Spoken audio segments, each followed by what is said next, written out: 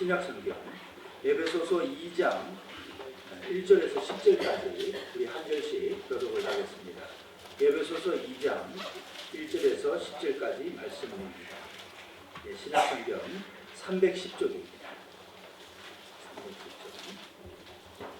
한 절씩 교독을 하겠습니다. 그는 허물과 죄로 죽었던 너희를 살리셨도다.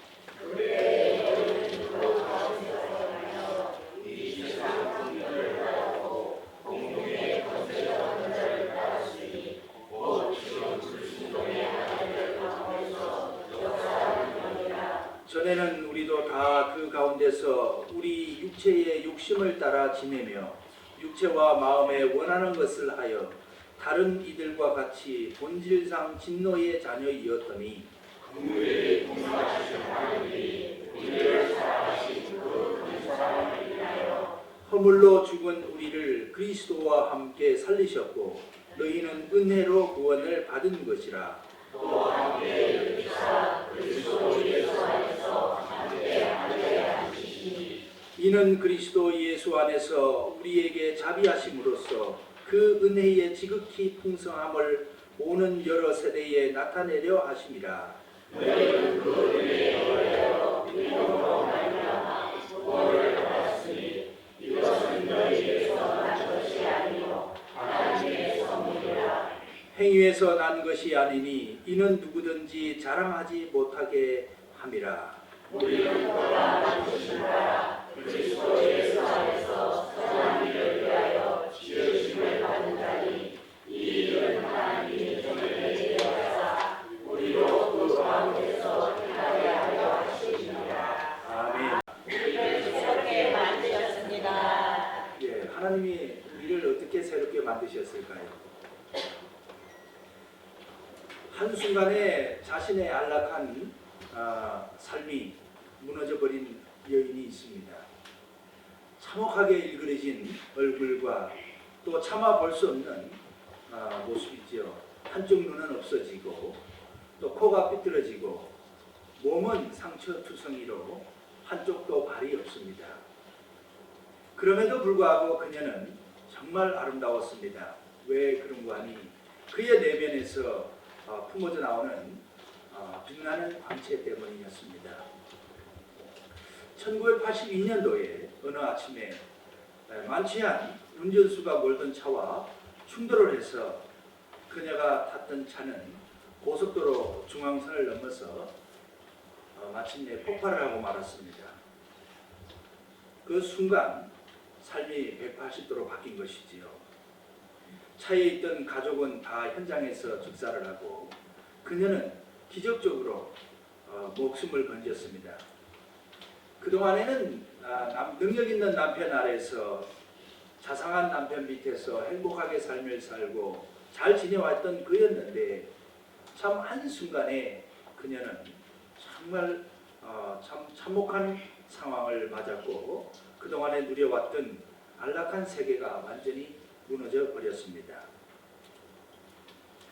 악몽의 날에 그녀는 모든 것을 잃었지만 순간 잃은 것 대신에 더 많은 것을 얻었습니다.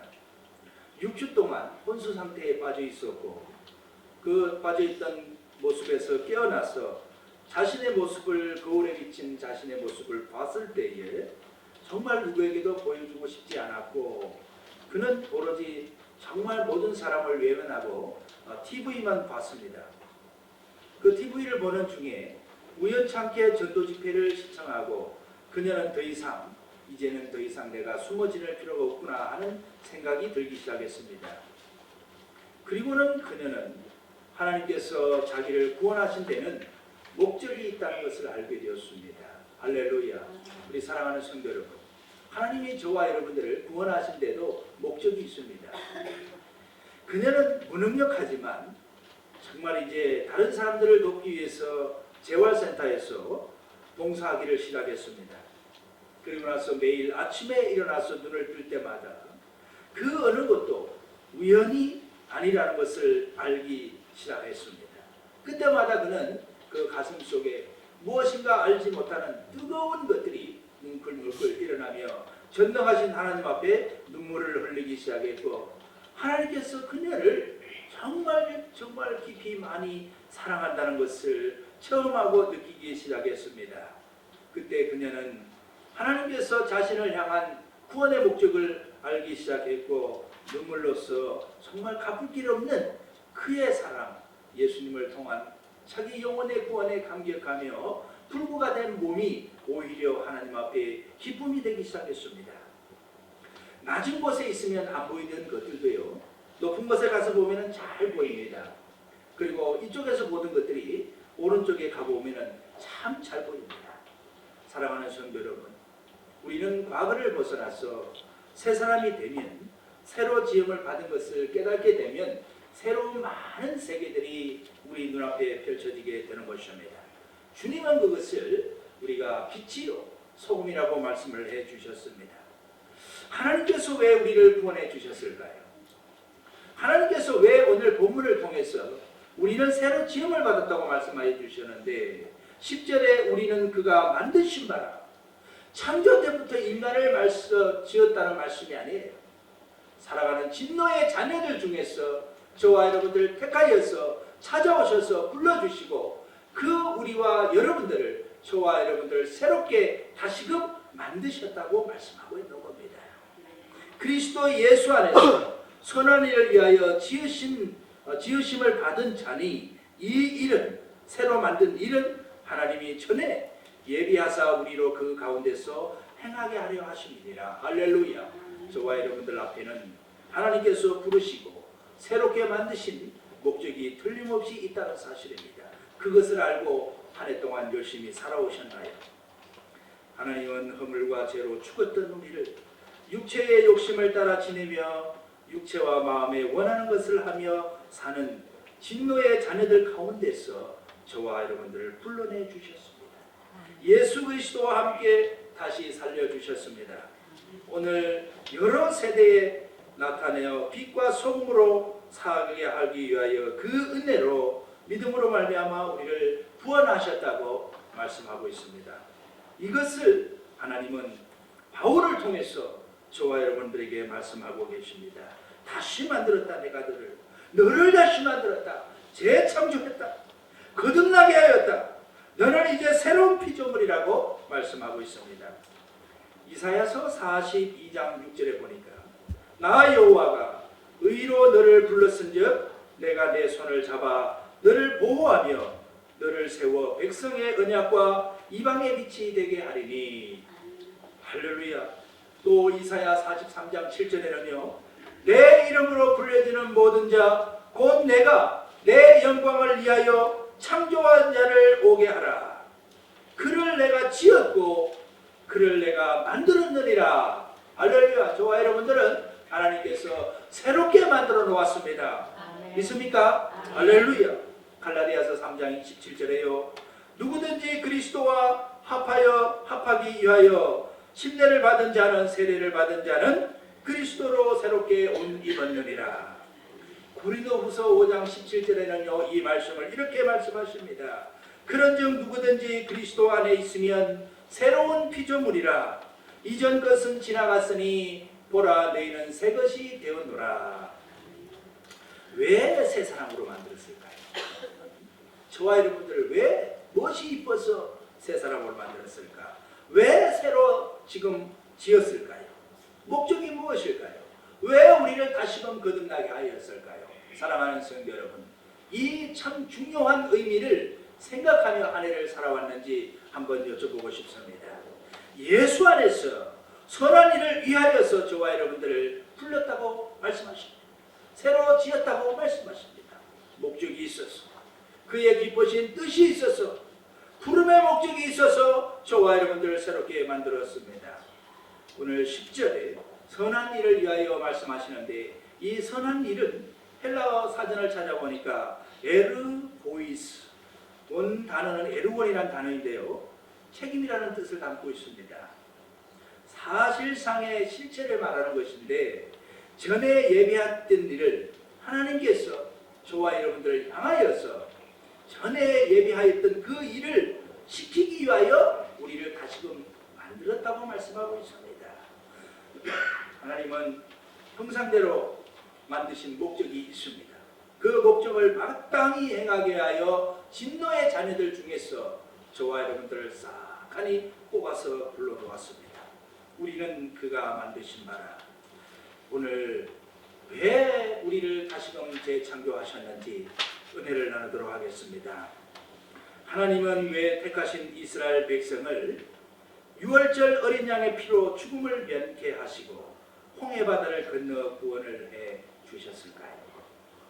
여호와 하나님께서는 독생자 예수 그리스도를 이 땅에 보내셨습니다.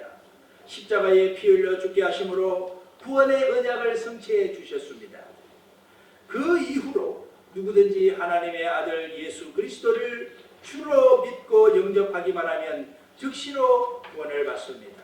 곧 죄사함을 받고 하나님의 자녀가 되는 은혜가 주어졌습니다. 왜 하나님의 아들 독생자를 십자가에 죽이시면서까지 허물과 죄로 죽었던 저와 여러분들을 구원해 내셨을까요? 하나님께서 사람을 창조하신 목적, 그리고 하나님께서 이스라엘 백성들을 출애굽하신 목적, 그리고 허물과 죄로 죽었던 저와 여러분들을 그리스도의 피로 구원해 주신 목적이 무엇일까요? 좀 전에 우리 말씀을 나눴던 이사야서 43장 7절, 무릇 내 이름으로 일컫는 자 곧 내가 내 영광을 위하여 창조한 자를 오게 하라. 그들을 내가 지었고 만들었느니라. 하나님의 영광을 위하여 다시금 창조하셨다고 말씀하고 있습니다. 어린 양의 피, 그 피를 문설주에 바르고 죽음의 사자가 넘어가면 정말 다 살아서 출애굽을 하여서 구원을 받았습니다. 예수님의 보혈의 피, 그 피가 있는 자는 구원을 받았습니다. 고린도전서 5장 7절에 사도 바울은 우리에게 하나님의 말씀을 전해줬습니다. 너희는 누룩 없는 자인데 새 덩어리가 되기 위하여 묵은 누룩을 내어버리라. 우리의 유월절 양 곧 예수께서 희생되셨느니라. 출애굽기의 구원의 목적이 뭐라고 말씀하고 있을까요? 출애굽기는 이스라엘 백성들을요, 저기 저 애굽에서 400년 동안이나 종살이하던 그 참 어려움 속에서 이스라엘 백성들을 하나님께서 구원해 주셨는데, 그 출애굽기에 기록한 목적이 따로 있어요. 이스라엘 백성들을 구원한 목적을 출애굽기는 잘 가르쳐주고 있습니다. 출애굽기 3장 12절 말씀에는 하나님이 가라사대 내가 정녕 너와 함께 있으리라. 내가 백성을 애굽에서 인도하여 낸 후에 너희가 이 산에서, 신의 산이죠, 이 산에서 하나님을 섬기리니. 할렐루야. 우리 함께 말씀을 한번 따라해 보겠습니다. 섬기리니, 섬기기 위하여 이것이 내가 너를 보낸 증거니라.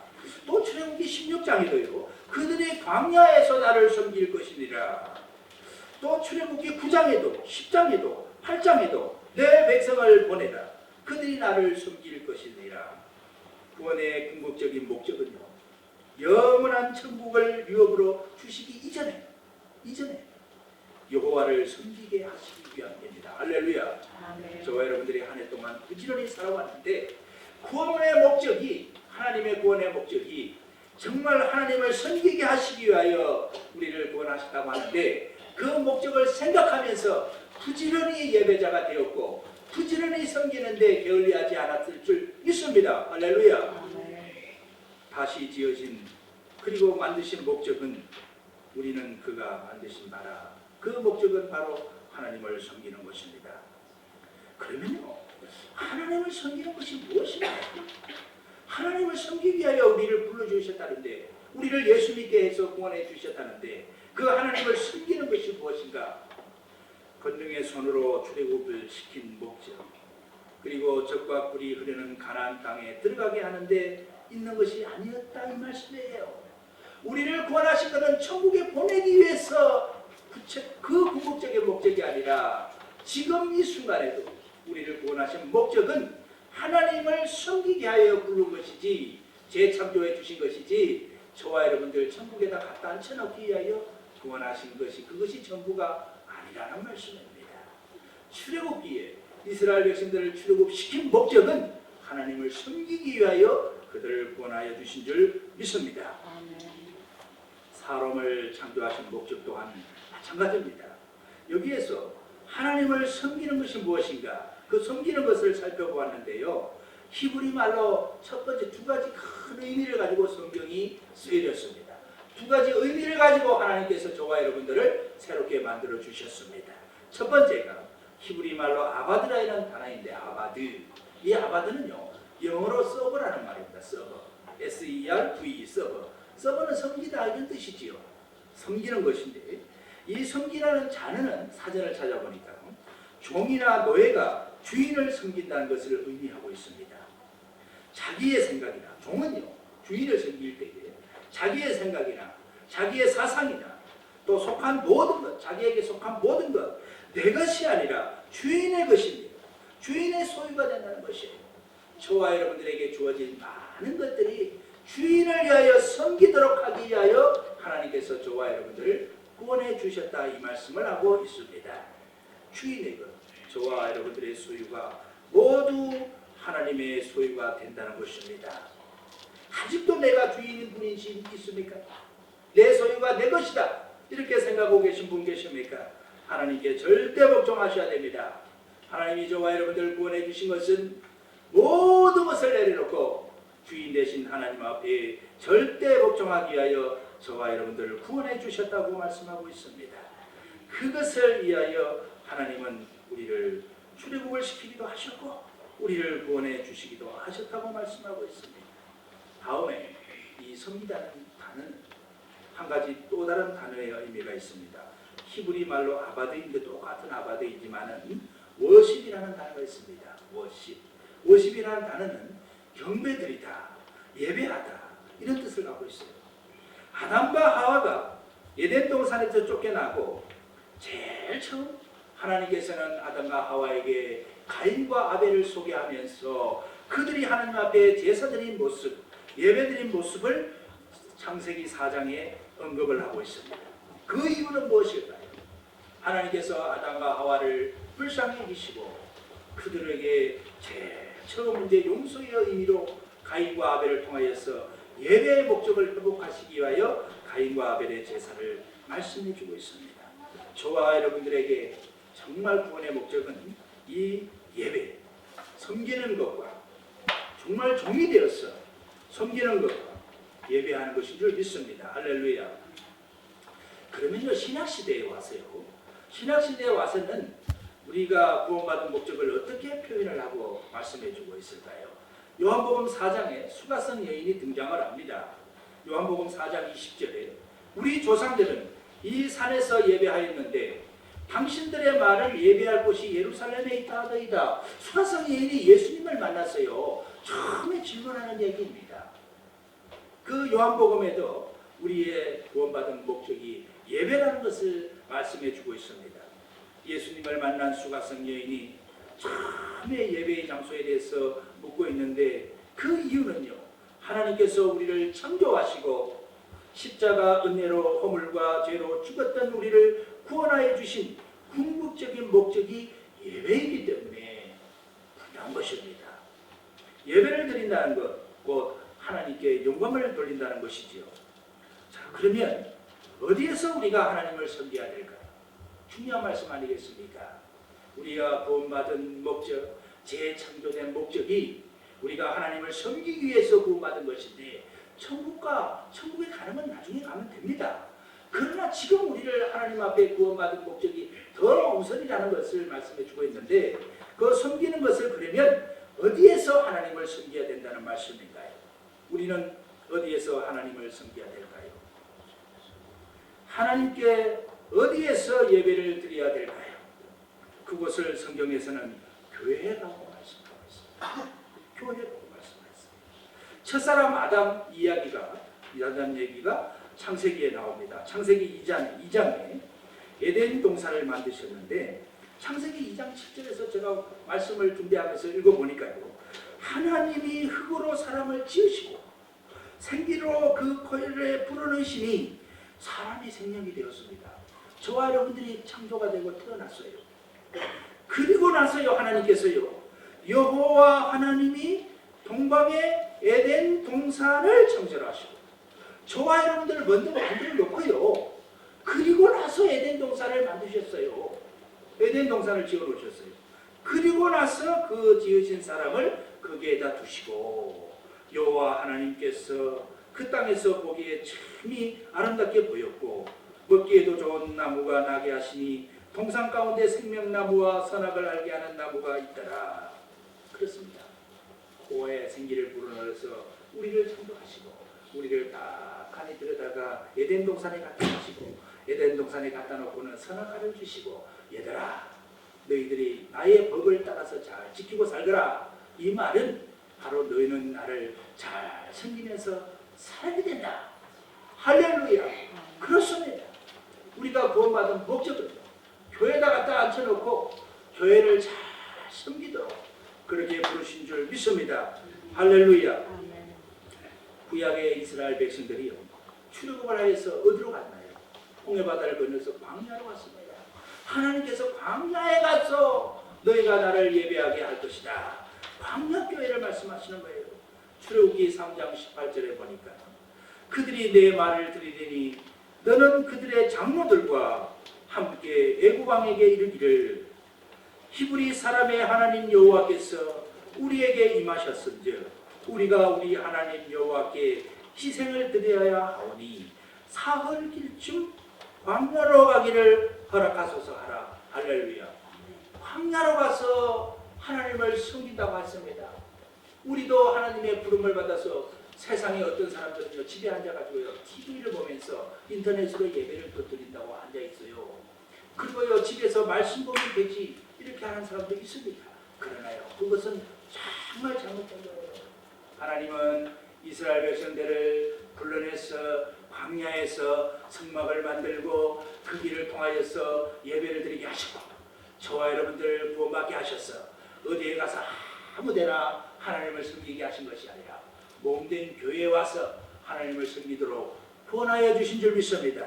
할렐루야. 할렐루야. 이 광야 생활은 바로 이 교회 생활은 구원받은 백성들이 떠나서도 안 되고 이 교회에서 하나님을 섬기도록 저와 여러분들을 부르신 줄 믿습니다. 광야는 그러면 어떤 것일까요? 하나님께서 예배드리는 장소로 인도하여 주신 이 광야는 오늘날 어디를 의미하는 것일까요? 사도행전 7장 38절에 보니까 일곱 집사님 중에 스데반이 그 참 예루살렘 그 공회에서 많은 유대인들 앞에서 말씀을 전하고 설교를 하는 중에 7장 38절에 이런 말씀이 나옵니다. 시내산에서 말하던 그 전사와 및 우리 조상들과 함께 광야 교회에 있었고 또 생명의 도를 받아 우리에게 주던 자가 바로 이 사람이다. 예수님을 말씀하고 있는 거지요. 광야를 광야교회라고 말씀하고 있습니다. 출애굽한 이스라엘 자손들로 하여금 우리 모두는 당신을 섬기는 장소로 지정하여 주신 장소가 바로 광야라는 것입니다. 섬기는 장소. 예수 그리스도께서 십자가 사역을 마치시고 부활승천하심으로 세워진 신약시대의 교회가 바로 광야라는 것이에요. 광야라는 것이에요. 바로 예배소서 1장 22절에서 23절 우리 함께 한 목소리로 보겠습니다. 이 교회가 바로 어떤 것인가? 어떻게 교회는 세워지고 교회는 어떤 곳인가? 예배소서 1장 22절 23절 우리 두 절 함께 보시겠습니다. 화면에 나왔습니다. 함께 봉독하십니다. 또 만물을 그의 발 아래 복종하게 하시고 그를 만물 위에 교회의 머리로 삼으셨느니라. 23절요. 교회는 그의 몸이니 만물 안에서 만물을 충만하게 하시는 이의 충만한 일이라. 아멘. 교회는요 하나님의 부름을 받아서 주님 앞에 십자가의 보혈의 은혜로 구원받은 백성들이 모여있는 곳이 교회입니다. 이 교회의 주인공은 머리는 예수님입니다. 예수님께서 피로 값주고 사신 이 교회를 통하여서 하나님을 섬기라고 말씀해 주고 있습니다. 사랑하는 성도 여러분, 광야 곧 교회에서 하나님을 왜 섬기도록 하나님을 하셨을까요? 왜 진노의 자녀들 틈바구니 속에서 저와 여러분들 불러내서 왜 광야에서 교회에서 하나님을 섬기도록 불러주셨을까요? 섬기는 것은 종이 되어서 정말 모든 것이 주의 주의 것이로소이다. 살아 죽으나 오로지 주를 위해서 내가 죽습니다 하고 바울의 고백처럼 저와 여러분들이 왜 이 광야 교회에서 섬기도록 해야 될까요? 하나님은 왜 하필이면 광야일까요? 왜 하필이면 교회일까요? 집에서 뜨뜻한데 보일러 틀어놓고 TV를 보면서 한심 푹 자고 생각나면 예배드리고 또 생각나면 말씀 보고 또 생각나면 집에서 손뼉치며 찬송 부르지. 왜 교회를 통하여서 교회를 지어놓고 교회를 통하여서 예배케 하시고 섬기도록 하셨을까요? 첫 번째 이유는 그렇습니다. 애굽에서 여러분들이 그 출애굽하기 전에 백성들이 애굽에서 성전을 지어놓고 예배 드려봐봐요. 그 찐득이 같은 애굽 사람들이요, 이방 사람들이 그 구원받은 이스라엘 백성들을 가만히 두겠습니까?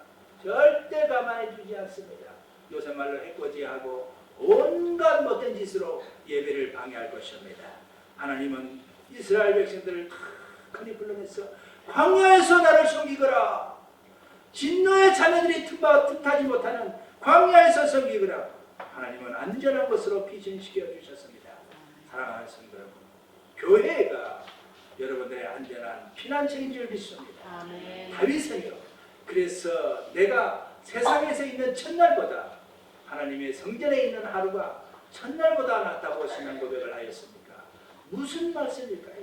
하나님의 품은 따뜻하고 안전하고 정말 사단의 세력이 틈타지 못하는 곳이기 때문에 이 다윗은 정말 성전을 사모하였던 그런 주의 종이었습니다. 두 번째로, 왜 우리가 광야에서 교회에서 하나님을 섬겨야 될까요? 교회를 통하여 하나님을 섬겨야 될까요?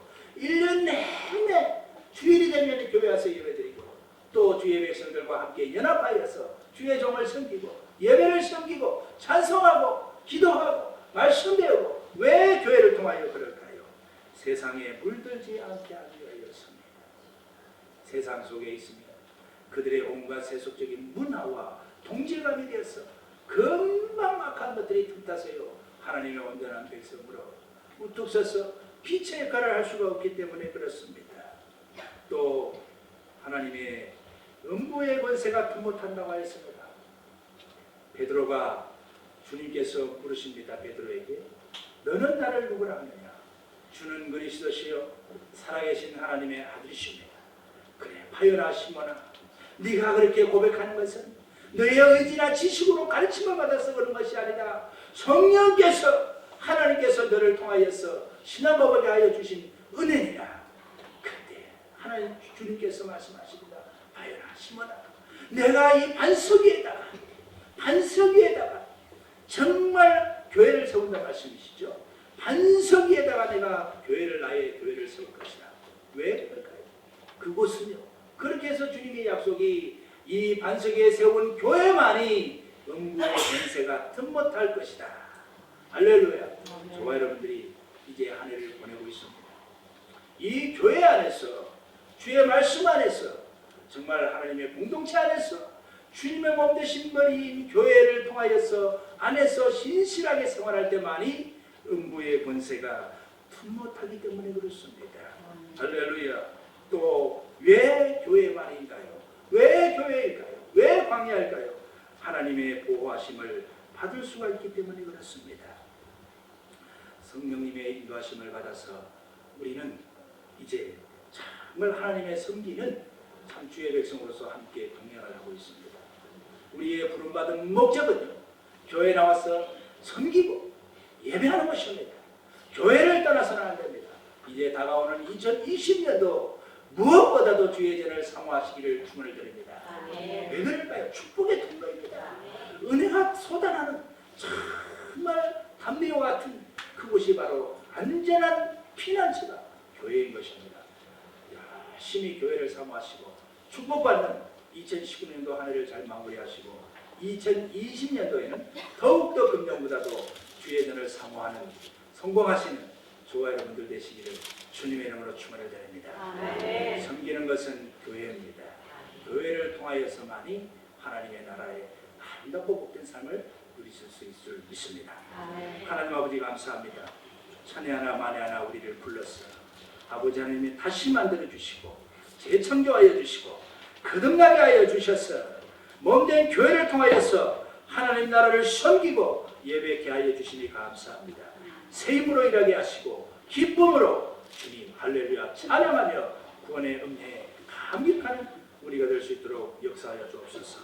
예수님의 거룩하신 이름으로 감사하며 기도 올리옵나이다. 아멘.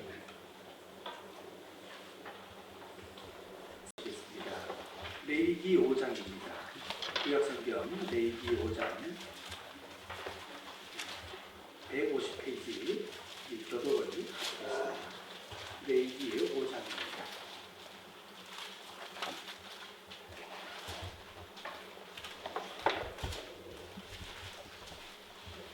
레위기 5장입니다. 우리 5장 우리 교독하시고 우리 성감 여전도회 하늘 앞에 특송해 주시고요. 예. 그리고 여전도회 특송이 있으신 다음에 또 특송해 주실 우리 또 감동을 주신 분들은 특송해 주셔도 되겠습니다. 레위기 5장 우리 교독을 하시겠습니다.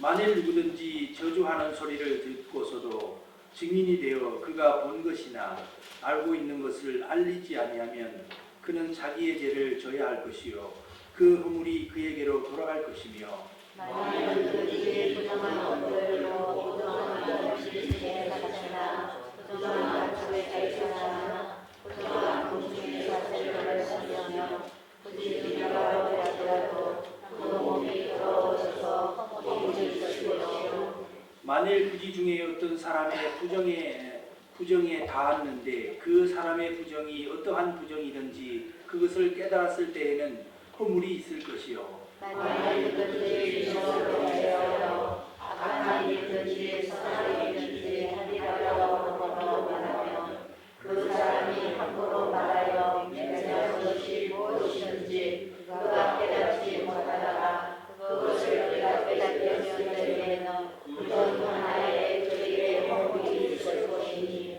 이 중 하나의 허물이 있을 때에는 아무 일에 잘못하였노라 자복하고 그 잘못으로 말미암아 여호와께 세대를 드리되 양떼 아무것 아니면 전술을 하다가 속죄제를 드릴 것이며 제사장은 그의 허물을 위하여 속죄하였느니라. 만일 그의 힘이 어린 양을 바치는 데에 미치지 못하면 그가 지은 죄를 속죄하기 위하여 산비둘기 2마리나 집비둘기 새끼 2마리를 여호와께로 가져가되 하나는 속죄 제물을 삼고 하나는 번제물을 삼아 제사장에게로 가져갈 것이요 제사장은 속죄제물을 먼저 드리되 그 머리를 목에서 곁들여 올리고 몸은 다 건조게 말며 그 속죄 제물의 피를 제단 곁에 뿌리고 그 남은 피는 제단 밑에 흘릴지니 이는 속죄제요 그 다음은 그대로 번제를 드릴지니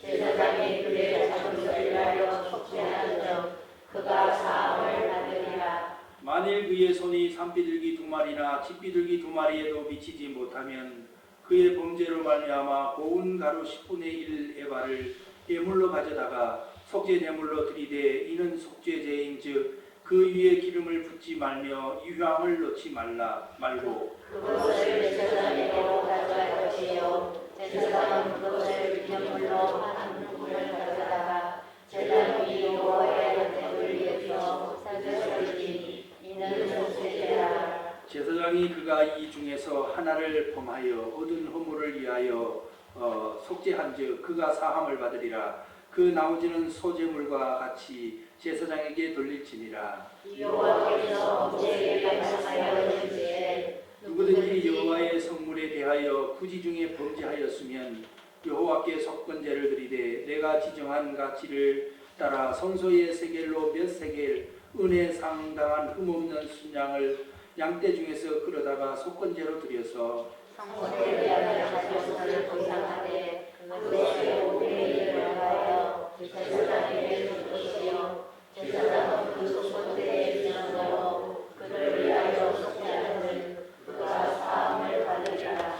만일 누구든지 여호와의 계명 중 하나를 부지 중에 범하여도 허물이라 벌을 당할 것이니 그는 네가 지정한 가치대로 양떼 중에 흠없는 순양을 속죄제물로 제사장에게 바칠 것이요 제사장은 그가 지중에 먹지 않는 걸 위하여 속죄하여는 그가 사함을 받으리라. 함께 보십니다. 이는 속건제니 그가 여호와 앞에 참으로 잘못을 저질렀습니다. 아멘. 예수님의 거룩하신 이름으로 기도하옵나이다. 아멘. 하나님은 참 신실하신 하나님이신데요. 아멘. 신실하신 나의 하나님, 우리 옆에 분들과 인사 나누겠습니다. 우리 하나님은 신실하신 하나님입니다. 예, 그 신실하신 하나님께 부름받은 우리 또한 신실해야 합니다. 그 하나님은 하나님과의 관계 속에서 잘못된 것이나 말씀에 벗어난 것에 대해서 속죄를 드리라고도 하셨지만, 특별히 우리 그리스도인들 중에 부름받은 우리 사이에서 그리스도인들끼리의 사람과의 관계에서 성도인들과의 관계 속에서 좀 우리가 부지 중에 좀 놓치기 쉬운 그런 죄에 대해서도 깨우쳐주고 있는 말씀이 오늘 레위기 5장 6장 이어지는 말씀인 줄 믿습니다. 하나님은 우리가 생각지 못한 부분까지 섬세하신 하나님이심을 오늘 본문을 통해서 말씀해 주십니다. 우리는 늘 때로는 우리 이웃의 작은 부분을 잊고 살 때가 참 많습니다. 그리고 우리 같은 공동체 내에서도 성도님들의 아픔과 또 그 마음을 헤아리지 못하고 부지 중에 우리가 참 상처를 주고 그렇게 하는 경우가 참 많습니다. 그러나 하나님은 그 모든 것들을 다 아시고 기억하시면서 그런 부분들 또한 우리들에게 많은 책임이 있고 그것이 죄라는 것을 본문을 통해서 말씀해 주고 있습니다. 신실하신 나의 하나님, 신실하신 나의 하나님이 신실하시기도 하지만 그 신실하심 앞에 우리도 신실하신 모습으로 거룩한 백성답게 살으라고 하나님은 오늘 본문을 통해서 교훈해 주고 있습니다. 사람은 하나님의 형상으로서 하나님을 알고 섬기며 땅의 청지기가 되도록 지음을 받았습니다.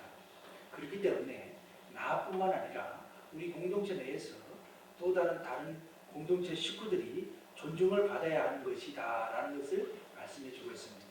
내가 귀하면 내가 존경을 받고 내가 주 앞에 참 신실한 그리스도인으로 쓰기 위해서는 우리 동료 그리스도인들, 공동체 내에 있는 그리스도인들이 존중을 받아야 된다고 가르쳐주고 있는 것입니다. 사람은 모두 같은 하나님에 의해서 동일한 형상으로 지음을 받았기 때문에 편애해서는 안 된다는 말씀인 거죠. 사람은 서로에게 깊은 책임이 있습니다. 우리는 나 자신을 잘 간수하고 또 이렇게 꾸려나가면 되는 줄 알지만 성경은 전혀 그렇게 가르치지 않습니다. 우리 옆에 있는 그리스도인 아픔을 당하면 그 그리스도인에 대한 내에 대한 책임이 있다는 것을 말씀해 주고 있습니다. 하나님 그래서 하나님을 사랑하고 또 그 사랑함과 같이 내 이웃을 내 몸과 같이 사랑하고 섬기라고 하셨습니다. 그 이유는 내가 소중한 만큼 똑같이 나도 하나님의 형상으로 지음을 받았지만 우리 동료 그리스도인도 똑같이 하나님의 형상으로 지음받아서 존경받고 사랑받아야 된다는 것을 말씀해 주고 있는 것이죠. 그렇기 때문에 특별히 우리 교회 내는 예수님은 이 땅에 오셔서 어린이들을 많이 사랑했습니다. 그 당시에 어린이들 존경받고 대우받지 못하는 시대였습니다. 그리고 여성 또한 어떻습니까? 그 당시에는 마태복음이나 공관복음에 보면은 오병이어 기적에도요 여성들은 머리 숫자에 들어가지도 않았습니다. 그러나 예수님은 특별히 막달라 마리아나 참 다른 마리아 또 많은 여성들을 통해서 놀라운 사역을 감당하신 걸 보면 여성들 또한 존경받고 사랑받는 똑같은 위치에 있는 분임을 오래전에 예수님은 우리에게 깨우쳐 주셨습니다. 또 장애인은 어떻습니까? 이 세상에 태어나서 장애를 당하고 싶어서 장애인 분 한 분도 없습니다. 나이 먹고 싶어서 먹는 사람 한 분도 없습니다. 나가 아프고 싶어서 아픈 사람은 한 분도 없는 것이지요. 그 아픔은 곧 주님의 아픔이요 나의 아픔인 것을 성경은 가르쳐주고 있습니다. 그런 점에서 하나님은 참 섬세한 부분까지 그런 소외되고 그늘진 부분들을 사랑하시는 그런 신실한 하나님이시기에 오늘 특별히 본문은 우리들 중에 부지 중에 지을 수 있는 죄에 대해서 깨우쳐주고 있습니다.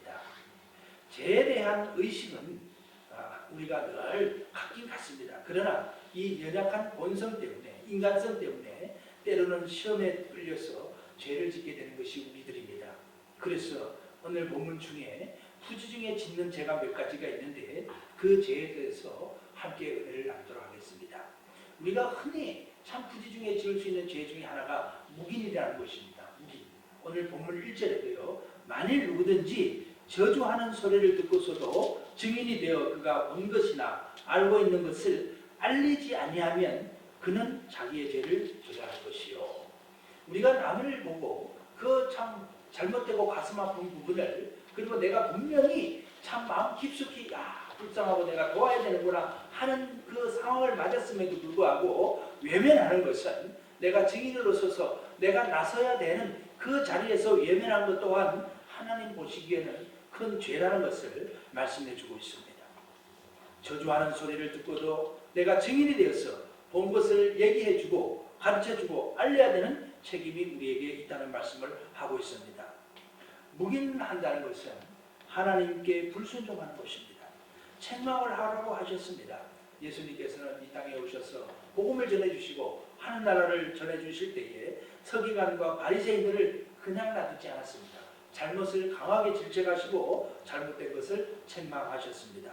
우리 교회 내에도요. 성도들 간에 믿음이 떨어지고 또 하나님의 말씀에 어긋난 부분이 있으면 먼저 된 우리 교회 지도자들이나 또 우리 직분자들은 그분을 분명하게 똑같이 훈계를 해야 되고 혼을 내야 됩니다.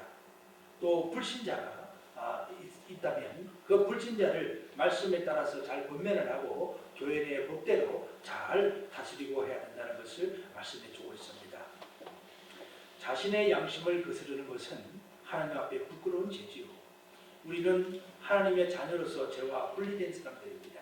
로마서 12장 21절에 낙과 같이 분리된 사람들이지요. 우리 안에 성령님이 내주하셨기 때문에 우리들은 양심이 맑게 돼야 됩니다. 스스로 범죄하면 양심에 찔리는 것이죠. 타인에게 해서는 안 되는 일을 하게 되면 우리는 가책을 받습니다. 또한 우리는 선한 양심을 받았기 때문에 죄에 대해서 묵인하는 것은 양심에 거스르는 거기 때문에 하나님 앞에 묵인한다는 것이 있으면 그것은 하나님 앞에 반드시 회개하고 용서를 받으라고 말씀해 주고 있습니다. 다음으로 우리가 부지 중에 우리 동료 그리스도인들의 관계 속에서 우리가 잘못 범할 수 있는 죄 중에 하나가 경솔한 맹세라는 겁니다. 오늘 본문 4절에 만일 누구든지 입술로 맹세하여 악한 일이든지 선한 일이든지 하리라고 함부로 말하면 그 사람이 함부로 말하여 맹세한 것이 무엇이든지 그가 깨닫지 못하다가 그것을 깨닫게 되었을 때에는 그 중 하나에게 그에게 허물이 있을 것이니 그렇습니다. 헛맹세하는 것 하나님 앞에 잘못이라는 말씀을 해주고 있습니다. 특별히 우리가 맹세를 함에 있어서 우리가 가족관계도 더 그렇죠. 가족이라는 공동체 속은 사회생활보다도 어쩌면 더욱더 참 신뢰를 가지고 경솔한 맹세를 해서는 안 됩니다. 자녀들에게 언제 내가 뭐 해줄게 하놓고 부모가 돼가지고 까맣게 잊으면은 자녀가 얼마나 상처를 받고 부모를 멸시하겠습니까? 하나님도 마찬가지라는 말씀을 해주고 있습니다. 약속, 다 지키지 못할 약속은 하지 않는 편이 나타나는 것이죠. 프랑스 사상가 루소는 이렇게 얘기를 했습니다. 약속이 늦은 사람이 이행에 가장 충실하다. 우리도 가끔 보면은 참 약속을 잡는 사람이 있습니다. 알았어, 다음에 만나자 해놓고요. 그때 가면 까맣게 잊어버리는 분들이 가끔 있는데 우리는 약속을 꼭 지키는 사람이 되어야 됩니다. 하나님이 우리 그리스도인들은 하나님 앞에 신실해야 되기 때문에 이 약속이나 맹세 앞에 정말 신실해야 됨을 깊이 교훈해주고 있습니다. 경솔한 약속이나 맹세는 깨어지기 쉽습니다. 경솔한 맹세하지 않도록 늘 우리는 기도하고 믿음의 굳건히 서야 될 줄 믿습니다. 경솔한 맹세 중에는 무엇이 있을까요? 무심 중에 하는 맹세가 있습니다. 무심 중에 히브리 말로 이 무심이라는 단어는 바타라는 단어인데 서투른 말로 짓거리다 이런 뜻을 가지고 있다고 합니다. 또 화가 나서 고함치다, 맹세를 바라다 이런 뜻을 갖고 있는데요. 우리가 참 무심 중에 하는 이 맹세에 정말 하나님 앞에 조심해야 되는 것입니다. 신중해야 되는 것이죠. 이 에서는 그 참 배가 고파서 팥죽 한 그릇에 자기 장자 신분을 팔고 말았습니다. 그것은 정말 무심 중에 내뱉은 맹세입니다. 그 얼마나 큰 그 결과를 초래했습니까? 그리고 잘 아시는 대로 사사 중에 입다라는 분이 있습니다. 이 입다는 자기가 전쟁 중에 나가서 승리의 계승가를 울리고 왔을 때에 남아서 있던 우리 동료 부족 중에서 제일 먼저 나와서 환영하고 축하해주는 그 사람은 제물로 드리겠다고 이렇게 약속을 했어요. 그랬더니 제일 먼저 나온 사람이 자기의 사랑하는 딸이 다 그렇게 나왔습니다. 그 입다는 자기가 뱉은 맹세이기 때문에 할 수 없이 딸을 죽일 수밖에 없었던 불행한 사건이 있었습니다.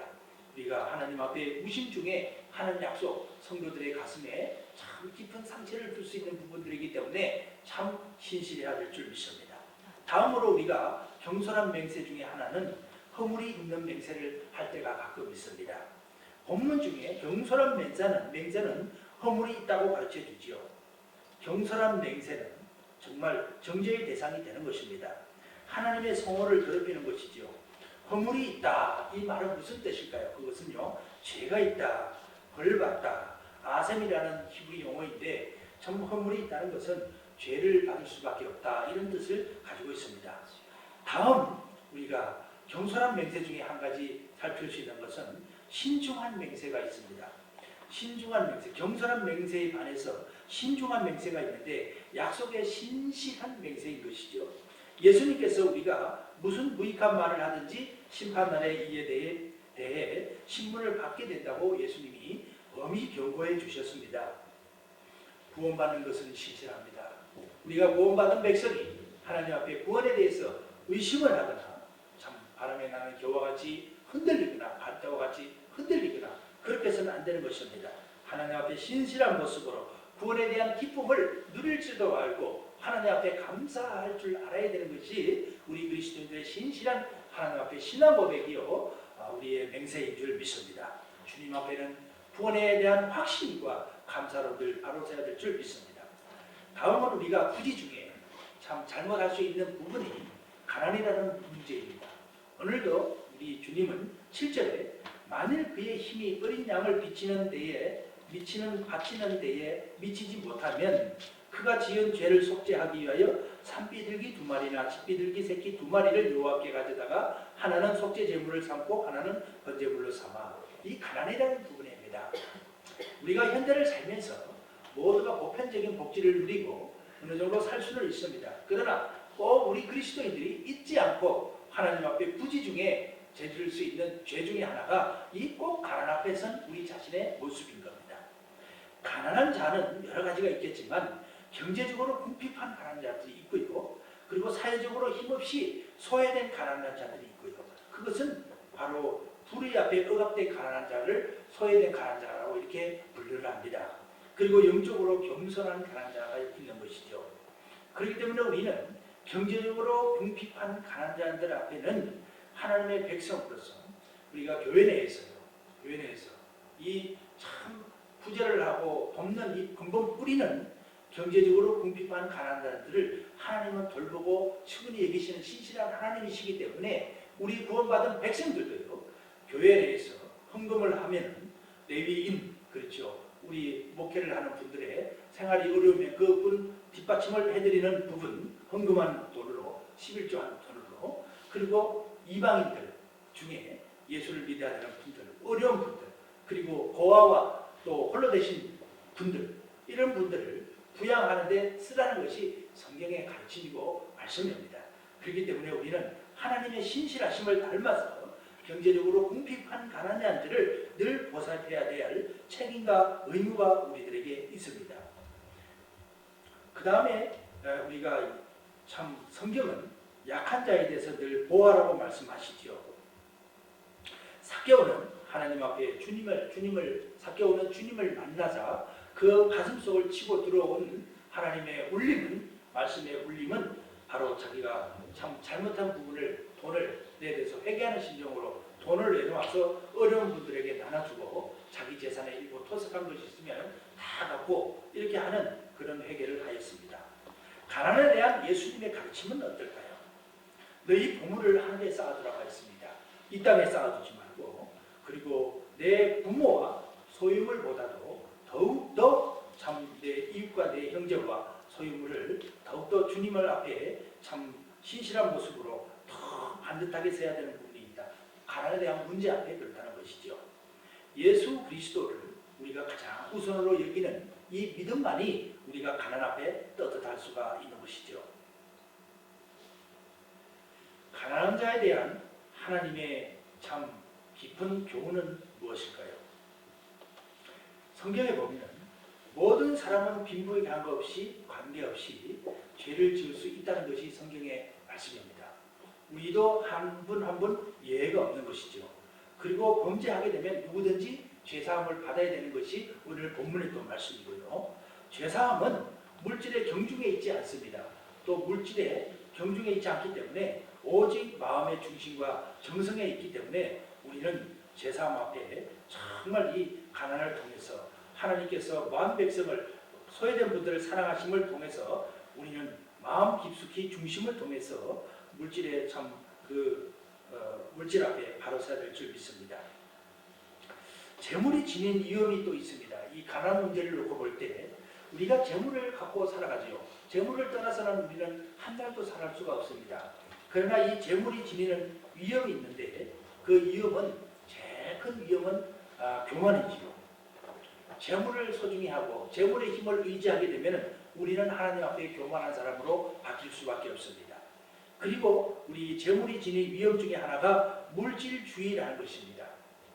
너무 소유에 집착하다 보면은 물질주의에 빠져버려서 주신 하나님을 잊게 된다는 말씀이에요. 물질주의라는 것은 주신 분이 하나님이신데 그 물질 그 자체를 소중하고 귀중하게 생각을 해서 물질을 쫓는 사람으로 바뀌게 된다는 것이요. 그래서 성경은 탐심은 곧 우상숭배라고까지 말씀을 해주고 있습니다. 그렇습니다. 정말 우리가 살아가면서 이 재물과 물질에 대해서 그릇된 인식을 갖게 되면 우리는 정말 버림받을 수도 있고 잘못된 신앙생활을 하기가 너무나 쉽습니다. 물질에 대한 올바른 생각 그리고 부에 대한 올바른 인식을 가져야 된다고 성경은 가르쳐주고 있습니다. 우리가 전에도 은혜를 한번 나눴죠. 우리 그리스도인들은 참 예수를 믿으면 부자가 돼야 돼요. 왜냐하면 나눠줘야 되기 때문에. 그래서 남들보다도요 몇 배를 더 일을 해야 되고 밤잠도 자주 가야 됩니다. 게을러서도 안 됩니다. 그래서 돈을 벌어가고요 선한 사마리아인이 되어야 됩니다. 돈을 벌려면 방법은 어떨까요? 세상에 가서 땀을 열심히 흘리고 야근을 하고 쓸 거 쓰지 않고 그런다고 돈이 모이던가요? 제가 살아본 바에 하면은 저는 짧은 세월밖에 살지 못했지만 그렇게 한다고 돈 안 모이듭니다. 절대 그렇지 그렇게 해도 돈 안 모아져요. 그리고 자기가 건강을 챙겼어요. 내가 살아가기 위해서 운동 조금 열심히 한다고 건강 챙기지던가요? 절대 안 그렇더라고요. 운동 열심히 해도요 정말 중병에 걸려서요 병원에 입원한 사람들 많아요. 통계학적으로 보면요 스포츠하는 사람들 있잖아요. 축구선수, 배구선수, 또 무슨 선수들요 수명이요 다른 사람보다 훨씬 더 짧습니다. 그거 참 이상하지 않아요?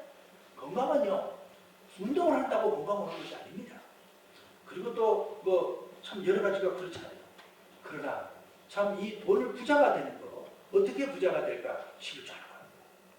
하나님의 약속이 있는 계명들 성경에서 가르쳐준 대로 해보십시오. 신실하네요. 저런 거 쫄룩쫄룩발이 이런 걸로 드리지 말고요. 완전한 11절을 주님 앞에 드리고 하나님 앞에 정말 머리 숙여서 내가 구원받은 백성으로서 나의 소명을 다하여서 물질에 대한 철저하게 하나님 앞에 섰을 때에 부자가 되더란 말입니다. 그것이 성경이 가르쳐주시는 부자가 되는 방법이에요. 우리 그리스도인들은요 정말 부자가 돼야 됩니다. 가난해지는 것이 우리 그리스도인들이 향한 우리 하나님의 뜻이 아닙니다. 우리 그리스도인들도요 선한 사마리아인이 되어서요 돈도 좀 많이 벌어갖고요 나눠주고 베풀고 또 치료도 해주고 이런 것이 하나님의 본 마음인 것입니다.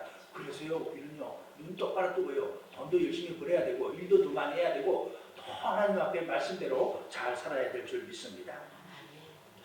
재물을 사랑하게 되면 어떻게 됩니까? 재물을 사랑하게 되면요 어떤 결과가 나온다면요 자기 자신도 모르게요 구원의 길에서 멀어져요. 성경이 가르치네요. 마태복음 19장 23절에요. 돈을 사랑하게 되면요 하나님 잊어먹게 돼 있어요. 야 돈이면 다 되더라. 그렇기 때문에 조심해야 되고요. 또 자기만 위하는 사람으로 바뀌게 돼요. 그리고 재물의 노예가 되는 것이죠. 또 소망을요 하나님께 두지 않습니다. 그렇습니다. 우리가 돈을 벌어도 참 우리가 선한 사마리아인이 되어서 참 어려운 분들을 살리기 위해서 내가 돈을 번다 하면요 밤잠을 자지 않죠. 그래갖고요 지금도 이 지구상에는요 참 밥을 팔아가면서요 비행기 타고 배 타고 막 세계 방방을 쫓아다니면서요 돈 벌어갖고요 어려운 사람들 살리기 위해서 돈 버는 사람들 많습니다. 그러나 내 한 몸뚱이 내 가족 잘 먹고 살기 위해서 돈 벌고 계신 분들이라면 이 시간에 하나님 앞에 회개하시기를 주님의 이름으로 축원을 드립니다. 성경은 우리들 앞에 부지 중에 지을 수 있는 죄들이 여러 중에 있는 것 중에 무길이라는 것과 또 그 흉솔한 맹세 그리고 가난 앞에 우리는 부지 중에 늘 조심하라고 권면을 해주고 경고하고 있습니다. 성경은 왜 이렇게 권면을 할까요? 우리들에게 그러한 일들에게 책임이 있다는 겁니다. 하나님 앞에 우리는 책임과 의무가 있다는 거예요. 이웃에게. 우리 이웃이라는 것은 예수 믿지 않는 분들까지 포함해서 한다는 말씀이기보다는 하나님 앞에 출애굽을 받아서 구원받은 자기 백성들뿐에 이러한 말씀을 해주고 있는 겁니다. 그래서 특별히 우리 그리스도인들끼리 성도들 간에 이런 말씀이 철저하게 지켜져야 되고 하나가 똘똘 뭉쳐서 이해할 거 이해하고 아껴주고 대신해서 할 것은 하고 이것이 오늘의 말씀의 본질인 줄 믿습니다. 그래서 우리가 자기 의무를 다 하지 않는 것은 죄가 있다고 말씀해 주는 것이죠. 부정한 것을 멀리 하라는 이유는 뭐겠습니까? 하나님이 외적인 정결을 통해서 우리 자신의 속사람을 하나님 말씀 앞에 순종하는 거듭난 정말 하나님 앞에 신실한 사람으로 거듭나게 하기 위해서 죽은 짐승도 만지지 말고 내 이웃의 잘못을 네가 보고도 증언하지 않고 참 묵인하고 또 헛맹세로 자기 이웃에 대한 마음이나 벌렁거리게 하고 이런 것은 참 잘못된 것이다 라고 가르쳐주고 있습니다. 두 번째로 자신의 허물을 깨닫는 자는 속죄제를 드리기에 앞서서 반드시 자기 자신을 뒤돌아보라는 말씀이지요. 죄보다 더 중요한 것은요 자기 마음속에 무엇이 감춰져 있어서 내가 그를 죄를 지었다는 것이에요. 그것을 찾을 줄 알아야 됩니다. 내가 죄를 지은 자체가 중요한 것이 아니라 내 마음속에 무엇이 감춰져 있어서 내가 이 죄를 짓고 있는지 자신이 그거를 볼 줄 알아야 돼요. 우리 교회를 참 열심히 신앙생활 하다가요 참 뜸해가지고 안 나오는 사람들요 틀림없이 쫓아가서 대화를 알아보고 쳐다보면요 그 중심 속에 놀랍게도요 다른 무엇인가가 들어앉아 있어요. 사람을 그렇게 바꿔놓으니 그 중심 속에 그것이 들어있으니 하나님을 어떻게 열심히 쫓아가겠어요. 그러니까 우리 자신도 모르게 그렇게 변할 수가 있으니 하나님은 부지 중에 우리가 무엇에 잘못하고 있는지 잘 이걸 눈여겨보며 경건되게 지켜보라고 오늘 귀중한 말씀을 해주신 줄 믿습니다. 우리는 우리 자신 속에 정말 어떤 죄가 있는지 잘 뒤돌아보며 한 주간도 승리하는 저와 여러분들 되시기를 주님의 이름으로 간절히 축원을 드립니다. 하나님 아버지 감사합니다. 우리가 주님 앞에 부름받아서 우리는 아버지 하나님 육신의 몸을 입고 이 땅에 살아가면서 정말 우리 자신도 모르게 주님의 마음을 아플 때도 많았고 우리들에게 주어진 책임을 다하지 못할 때도 참 많았습니다. 때로는 그것이 아버지 하나님 부끄럽고 싫어서 외면할 때가 많았습니다. 그러나 이제 주님 앞에 겸손히 잘못된 것은 인정할 것은 인정하고 하나님 앞에 신실하게 바로서게 축복하여 주시옵소서. 남은 이 12월 한 달 동안 정말 우리에게 주어진 책임이 무엇이고 의무가 무엇이고 우리가 돌아봐야 될 것이 무엇인지 다시 한번 보게 하시고 깨닫게 하옵소서. 예수님의 거룩하신 이름으로 기도하옵나이다. 아멘.